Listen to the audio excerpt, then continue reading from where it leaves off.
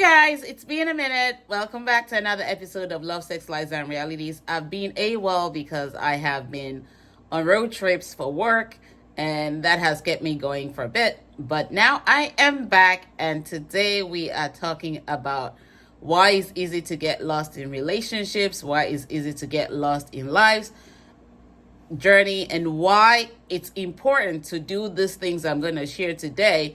If you're looking to build healthy with yourself, if you're looking to build healthy with your friendships, if you're looking to build healthy with a partner, if you're looking to have a healthy life on the long run, because every area of our life ties into relationships.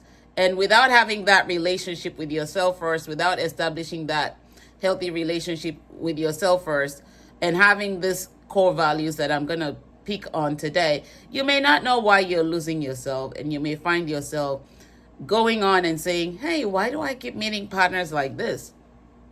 Well, like I've always shared with you, we meet people because we need to gain awareness into areas of our lives that we are yet to tap into. And everyone we meet serves a purpose, but we have to be the ones really looking at, am I learning from each experience? What is this person teaching me about myself as well as themselves? Because it also opens your eyes to see where your core values are and how aligned you are with your core values. Most of the time we go into relationships without really understanding the purpose of core values. Core values help you maintain your integrity. Core values help you become disciplined. Core values help you to focus on how you're evolving in life's journey and not losing yourself. Core values also help you self-reflect when it comes to life's journey. The reason why we need to self-reflect and introspect daily is so that we make sure that we're not the ones self-sabotaging.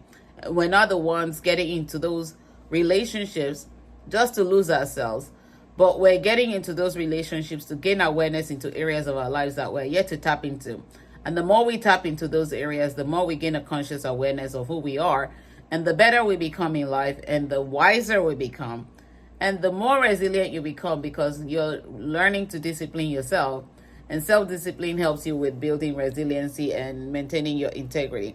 So let's dive into core values that you should have in life. You must have, let me say you must have, because when you have these core values, it's very hard for you to compromise. The first thing is communication. You may think that communication is not a core value, but I am telling you today, communication is one core value that you need to have if you're looking to build a healthy lifestyle with yourself, build a healthy relationship with other people, and maintain your integrity. Communication means to commune with yourself. How often do you commune with yourself? How often do you reason?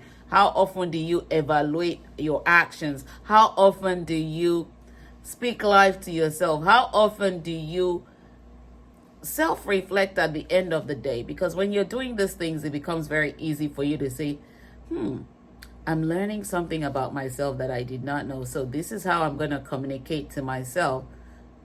And we have the gift, that precious gift that God gave us, all of us. Our intuition, the Holy Spirit, whatever you call it, that tiny voice is how you also commune with yourself, because it's part of who you are.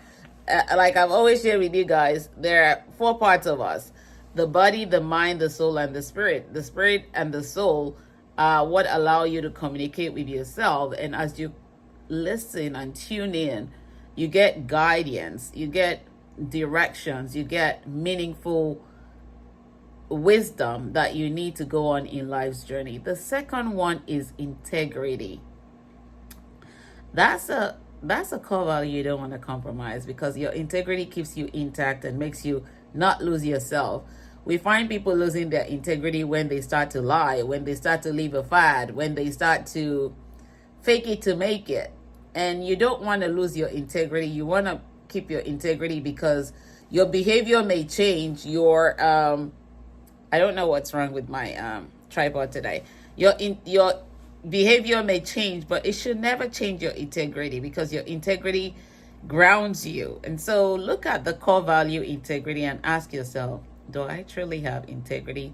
Because if you do, it will lead to the next one, honesty. Honesty is a core value that you want to have with yourself, because the more honest you are with yourself, the more truthful you will be to yourself, and the more truthful you will be in evaluating your life's journey and making sure that you're not the one shifting your base and allowing people to come and trample your house, because you are the CEO. And so look at honesty. How honest are you with yourself? You know those moments when you lie to yourself and you have to tell another lie and you have to keep telling another lie and just covering up? The only person who gets hurt in that moment is you. Other people will just come and go, but you remain with yourself. And as long as you remain with yourself, you need to make sure that you're evaluating how honest you are to yourself. And honesty is an attribute of love, if you don't know. So if you're lying to yourself, if you're not truthful to yourself, if you're not honest with yourself, that means you don't love yourself enough. The fourth one is discipline. How disciplined are you with yourself? You see, discipline is what makes us not compromise ourselves. Discipline is what makes you establish those healthy boundaries. Discipline is what makes you remain true to yourself. Discipline and honesty go together. And so if you're looking at that, you need to ask yourself, am I self-disciplined? If I'm not self-disciplined, how easy am I letting myself go? How easy am I compromising myself? How easy am I begging, chasing, and running after other people because I don't know myself? And so the more you ask yourself these questions, the more you start to look into it. And the more you start being truthful and honest and disciplined and communicating and maintaining your integrity, the more you really become self and consciously aware of what you're allowing into your life and what you're letting go of. I will stop with that for today, but I want you to take on the challenge to start looking at what happens when you don't have core values.